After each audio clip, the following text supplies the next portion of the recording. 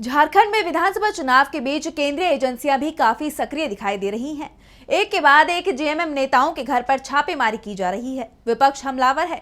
मुख्यमंत्री हेमंत सोरेन के पीएस सुनील श्रीवास्तव के बाद अब जेएमएम के केंद्रीय सचिव गणेश चौधरी के घर पर इनकम टैक्स विभाग का छापा पड़ा है, जिसे लेकर पार्टी विधायक कल्पना सोरेन ने चंपई सोरेन पर निशाना साधा।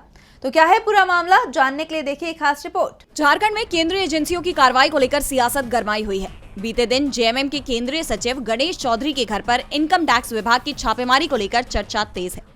केंद्रीय एजेंसियों की इन कार्रवाई को लेकर इंडिया गठबंधन बीजेपी मोदी सरकार पर हमलावर है। आईटी विभाग की इस छापेमारी को लेकर जेएमएम विधायक कल्पना सोरेन ने कहा कि बीजेपी सरायकेला में विधानसभा प्रत्याशी की हार के डर से बौखला गई है, इसलिए चंपई सोरेन के इशारे पर छापेमारी की गई है। यानी एक तरह से कल्पना ने चंपई सोरेन को इसका मास्टरमाइंड बता दिया। कल्पना का यह बयान दिंदली बस्ती फुटबॉल मैदान में रैली को संबोधित करते हुए आया, जहां वो गणेश चौधरी के लिए प्रचार करने पहुंची थी।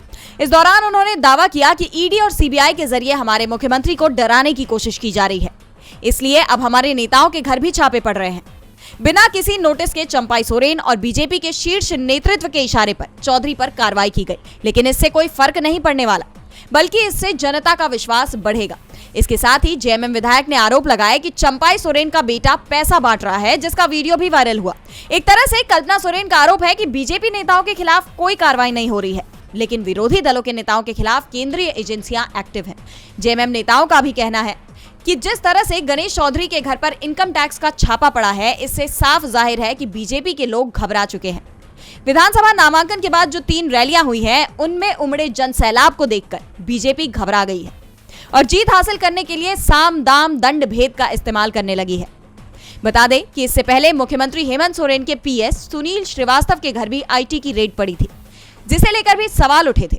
इसके बावजूद केंद्रीय एजेंसियों की रेड का ये सिलसिला थमता नजर नहीं आ रहा। डीवी लाइव बिहार झारखंड की रिपोर्ट।